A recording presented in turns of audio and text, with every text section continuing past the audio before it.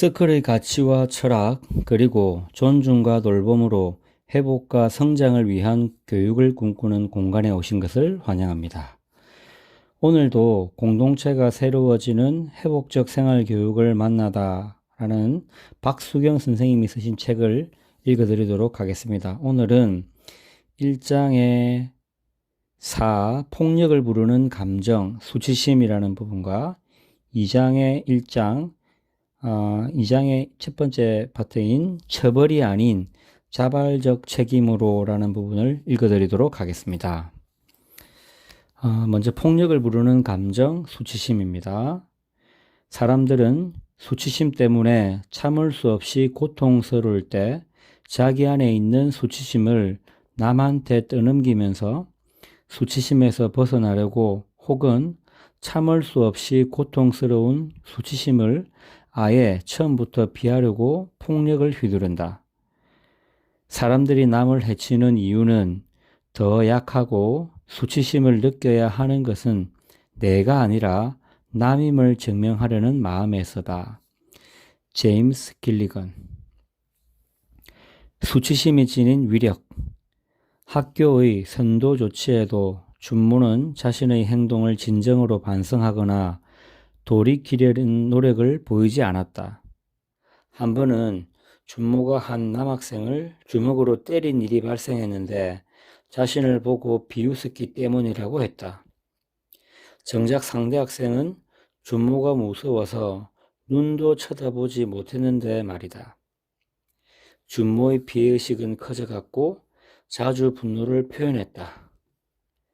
강압과 벌과 보상으로 학생들의 행동을 변화시킬 수 있었다면 아마도 준모는 지금쯤 모범적인 학생이 되었을 것이다. 하지만 강압이란 벌은 오히려 준모의 폭력적 행동과 분노를 자극하는 역할을 했다. 준모가 순종하는 사람은 준모 자신보다 더 힘이 센 사람이다. 반면에 자신보다 힘이 약해 보이는 사람에게는 자신이 당한 폭력을 그대로 갚아주었다. 보상 역시 준모에게는 별 의미 없는 것이었다. 사탕이나 가산점을 받기 위해 수업에 잠시 집중하는 척 했을 뿐이다. 상벌에 의해 행동을 수정했다면 그 내면의 동기는 대부분 두려움, 죄책감, 수치심이다. 두려움이나 수치심은 학생들로 하여금 저항이나 복종, 도피를 불러온다.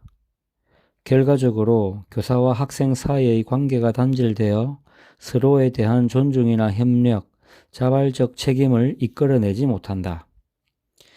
수십 년간 폭력 행동의 심리적 메커니즘과 폭력 예방책을 연구해온 폭력 문제의 권위자이자 정신의학자인 제임스 길리건은 수치심은 폭력적인 행동의 원인이 된다고 지적하고 있다.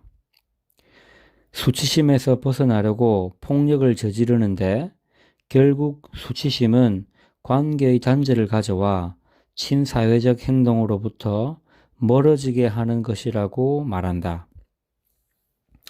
수치심이나 죄책감은 양육하는 과정에서 자주 이용되는 심리적 기제다. 죄책감과 수치심은 다소 차이가 있다. 죄책감은 자신의 잘못된 행동을 인정하여 책임감 있는 행동을 하도록 돕는 역할을 한다. 반면에 수치심은 자신의 결점으로 인해 사랑이나 소속감을 누릴 가치가 없다고 생각할 때 느끼는 극심한 고통으로 자신의 잘못을 돌아보기보다는 수치심으로부터 벗어나기 위해 반사회적 행동을 하게 된다. 죄책감과 수치심을 간단히 비교하면 다음과 같다. 죄책감, 내가 한 행동이 나쁘다. 수치심, 나는 나쁘다. 죄책감, 주인의 허락 없이 물건을 가져간 나의 행동은 나쁘다. 수치심, 나는 뻔뻔스러운 범죄자다. 수치심은 누가 날 사랑하겠어? 누가 내 곁에 있으려 하겠어? 라는 생각처럼 자신의 실수나 부족함으로 인해 사랑받을 자격을 박탈당할지 모른다는 두려움을 갖게 한다. 문제는 학생들 대부분은 훈육의 과정에서 수치심을 경험하고 있다는 사실이다. 예에서 들어보셨겠지만 죄책감은 행동이 나쁘다라고 여기는 생각이고, 수치심은 그 행동을 싸질머치고 나라는 존재 자체가 나쁘다라고 느끼는 것 같습니다. 그 다음에 수치심을 자극하는 학교 문화, 교육과 사회, 문화, 종교로부터 수치심은 내면화된다. 안타깝게도 우리 사회의 학교 문화는 이미 수치심을 자극하는 많은 요소들이 존재하고 있다.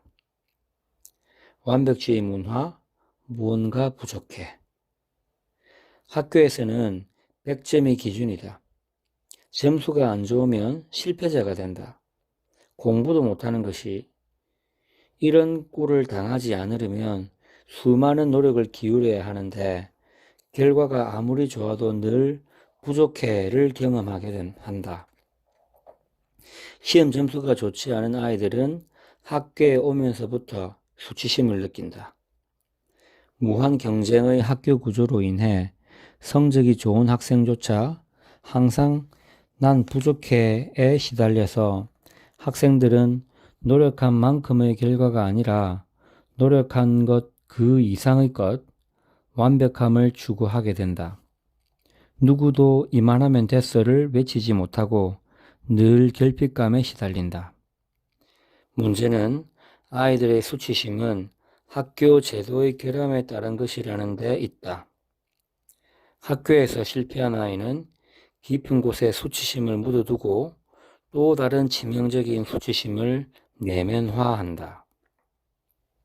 당위적 문화, 선택의 여지가 없는 학교는 당연한 것들 투성이다. 이미 정해진 절대적인 것들로 인해 소통해볼 여지가 없다. 당위적 지식을 주입하는 수업이나 당위적 규칙에 의한 생활지도는 권위적으로 흐를 수밖에 없다. 당위 문화에서는 합의, 소통보다는 수능, 복종이 최고의 가치다. 그래서 얌전하게 교사의 말에 순응하는 학생들이 주로 모범생으로 인정받고, 자신의 의견을 말하는 사람은 말대꾸하는 버릇없는 학생으로 취급된다. 그러나 인간에게 자율성은 가장 기본적인 욕구다. 자신의 필요가 억압당하고 자율성이 박탈되는 것은 그 사람에게 있어서는 삶의 통제력과 주도권이 부정되는 것과 같다. 자기 필요에 대해 표현하고 공동체 안에서 모두의 필요를 해결하기 위한 방법을 학교에서 배우지 못한 학생들은 온전한 성인으로 성장하기 어렵다. 그러나 안타깝게도 학교 문화는 학생들에게 자신의 필요에 따라 미래를 탐색할 수 있는 능동적 기회를 제공하기보다는 이미 정해진 사회적 기대에 맞춰서 순응하는 수동적인 삶을 요구하고 있다. 적개심을 부추기는 문화, 너는 그것도 모르니? 안타깝게도 지금 우리의 학교는 존중과 배려와는 거리가 먼 적개심을 부추기는 문화로 가득하다. 비난, 꼬리표 붙이기, 조롱, 멸시, 남 탓, 편 가르기, 따돌림 등은 최근 학생 관계 속에서 가혹하게도 비일비재하게 일어나고 있는 일들이고, 학생들은 이와 같은 태도를 평범하게 받아들여서 폭력이라는 인식조차 흐려지고 있다. 교사의 생활지도 방식에도 적개심을 부추기는 의사소통 패턴들을 쉽게 찾아볼 수 있다. 너는 그것도 모르니? 네가 그럴 줄 알았다. 당장 뭐뭐해. 또 너야? 와 같은 비난이나 선입견, 평가와 강요와 같은 반응들이 학생들의 수치심을 자극한다. 뿐만 아니라 학업 경쟁 구조를 포함하여 과정보다는 결과 중심의 평가 구조와 상벌점제와 같은 처벌 중심의 기계적 대응은 학생들을 대상화하여 역시 수치심을 자극하게 된다. 수치심의 결과, 단절, 공감 스위치 꺼버리기. 수치심은 다른 사람과의 유대감과 소속감으로부터 단절을 가져온다. 한 번 더 읽을게요. 수치심은 다른 사람과의 유대감과 소속감으로부터 단절을 가져온다. 인간은 태어날 때 개인으로보다 가정이라는 공동체로 먼저 존재하게 된다. 부모의 안전한 돌봄과 사랑, 신뢰와 같은 유대감이 있기에 아이는 세상 밖으로 한 발 내디딜 용기를 지닐 수 있는 것이다. 이는 인간이 신체적, 정서적 유대감을 경험하지 못한 채 단절된다면 스스로 살아갈 수 있는 온전하고 자율적인 한 개인으로 성장할 수 없다는 것을 의미한다. 또한 유대감과 소속감의 단절은 인간의 공감 스위치를 꺼버리고 인간을 대상화하게 한다. 그래서 교실에서 따돌림이나 폭력이 발생해도 자기 일이 아니면 방관하게 되고, 가해 학생의 경우에는 피해에 대해서 진심으로 이해하거나 사과하지 못한다. 결과적으로 공감하는 능력을 상실하여 반사회적 행동을 하게 되는 것이다. 이런 점에서 단절은 수치심으로 인한 가장 치명적인 피해라고 할 수 있다. 거짓자, 뭐뭐인 척 살기. 수치심은 자기 존재를 부정하고 자신의 무가치함에 대한 두려움이라고 했다.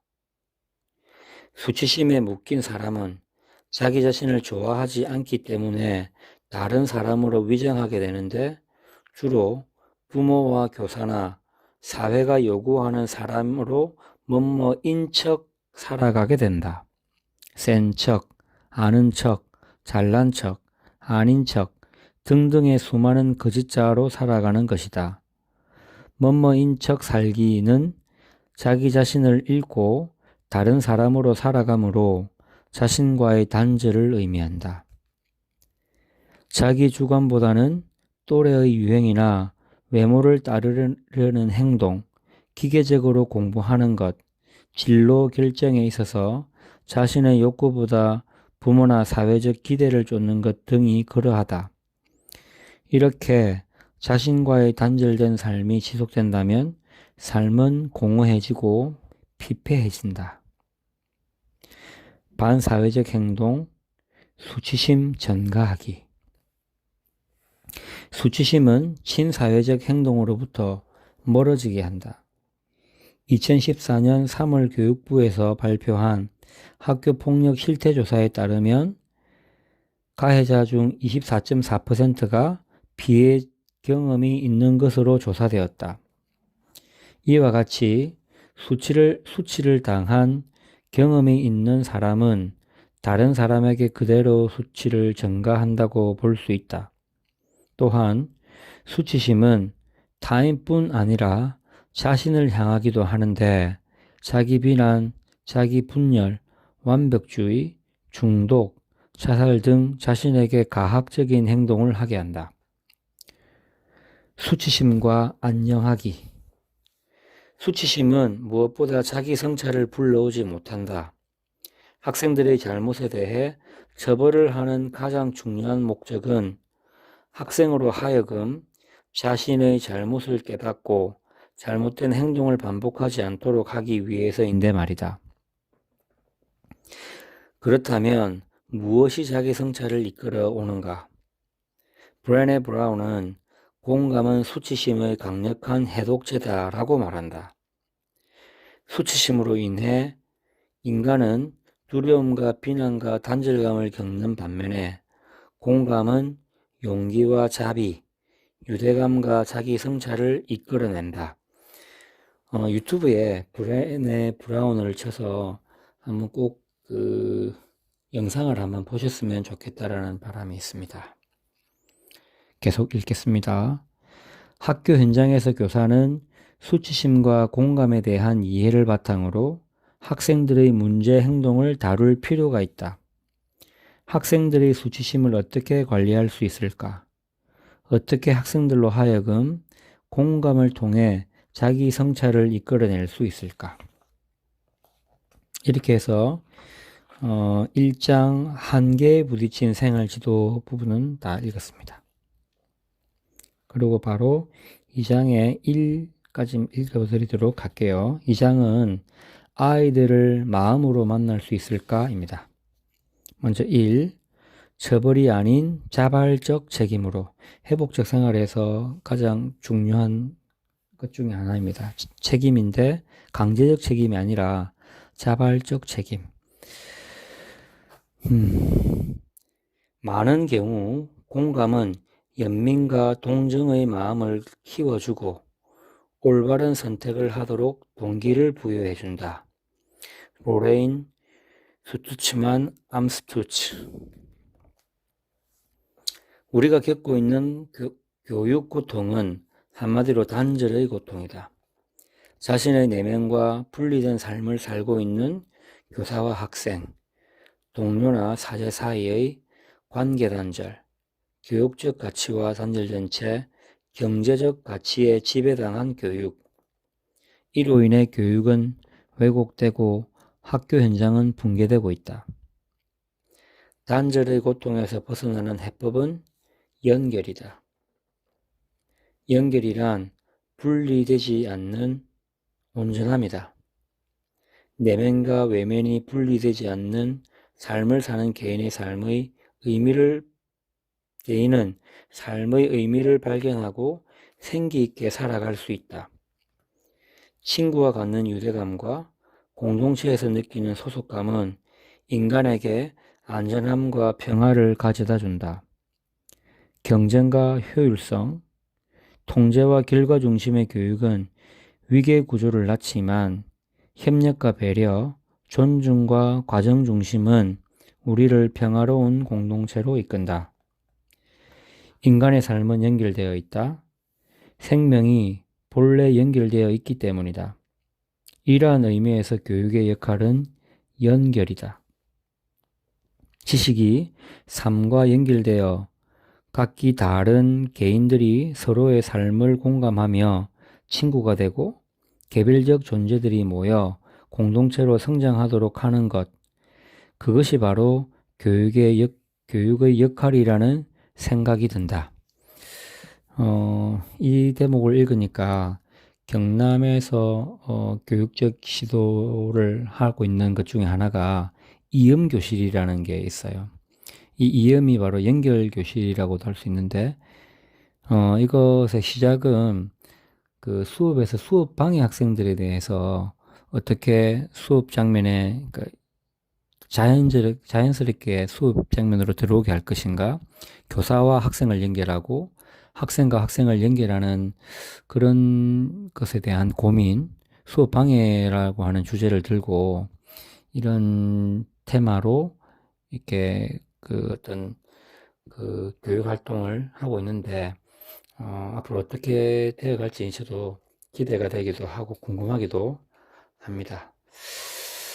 네, 다시 책으로 돌아가도록 할게요. 연결과 공감을 정진시키다.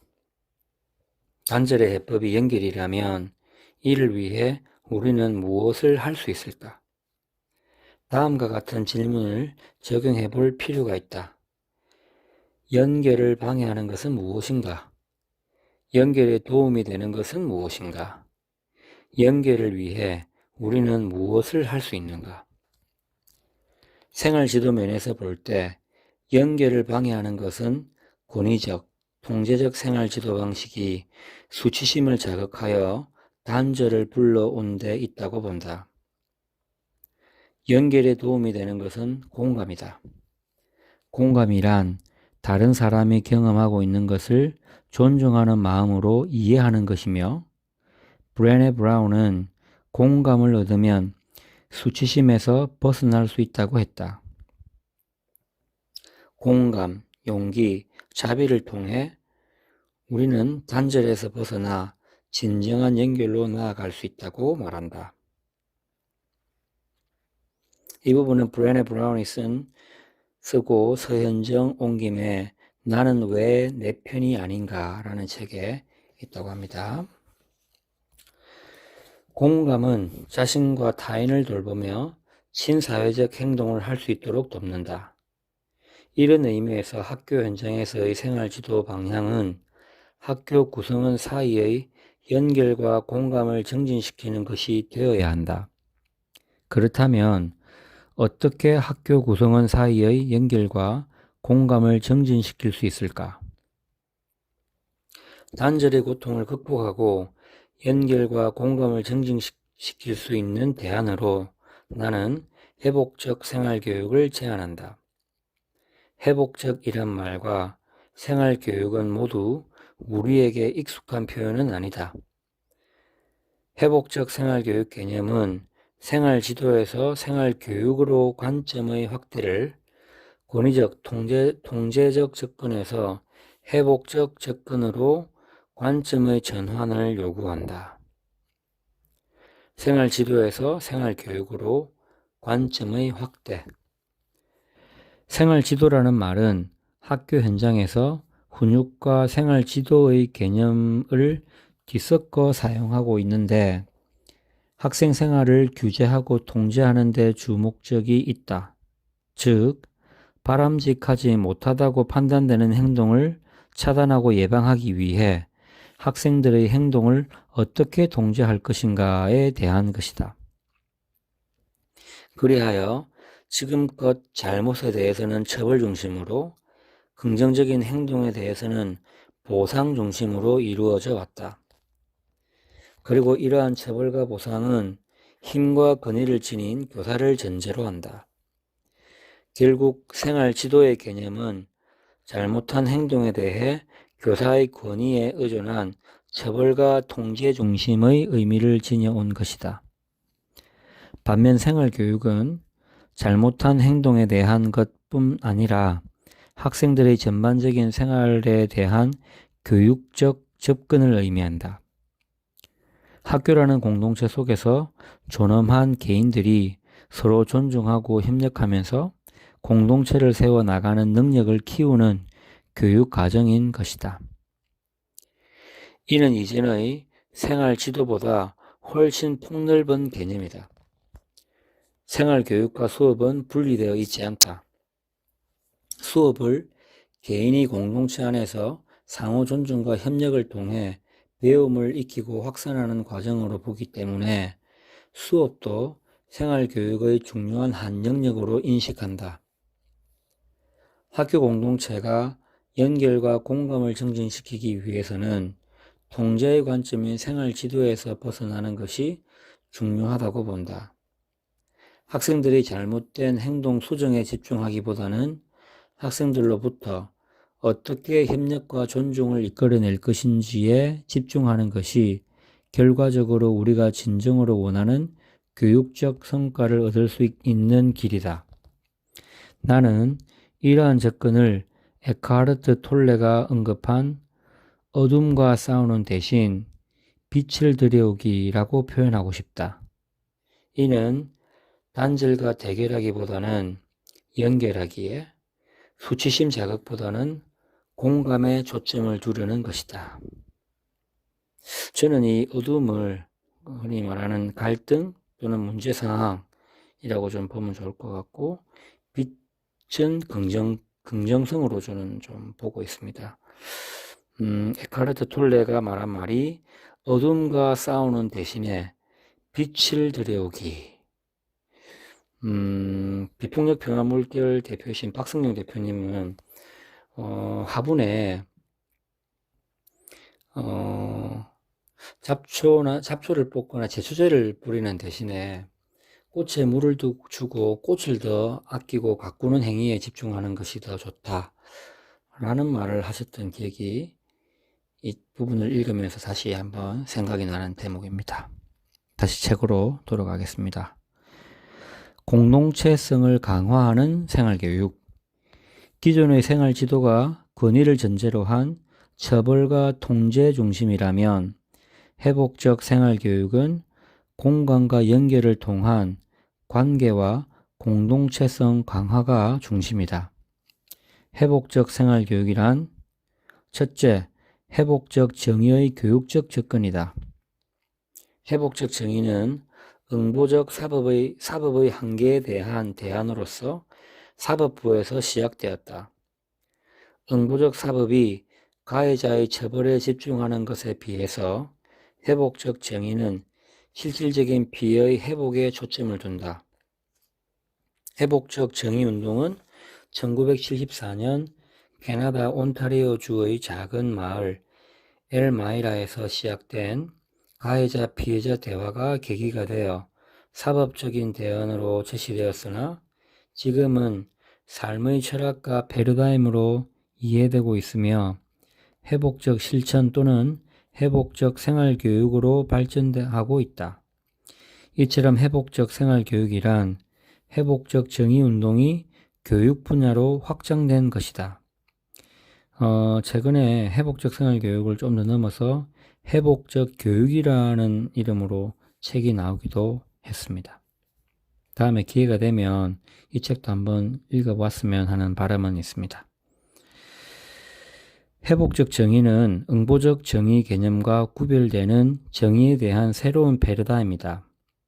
응보적 정의란 잘못된 행동을 한 사람에게 응당한 고통, 처벌을 부여함으로써 정의가 실현된다는 신념이다.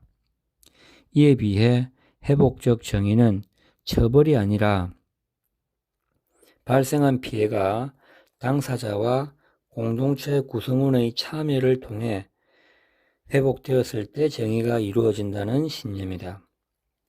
회복적 정의란 무엇인가의 저자이자 회복적 정의의 아버지라고 불리는 하워드 제어는 응보적 정의와 회복적 정의를 다음과 같이 비교하였다. 도표가 나오는데요. 요약해서 말로 설명을 드리자면 응보적 정의의 주요 질문은 어떤 법을 위반했는가? 누가 범인인가?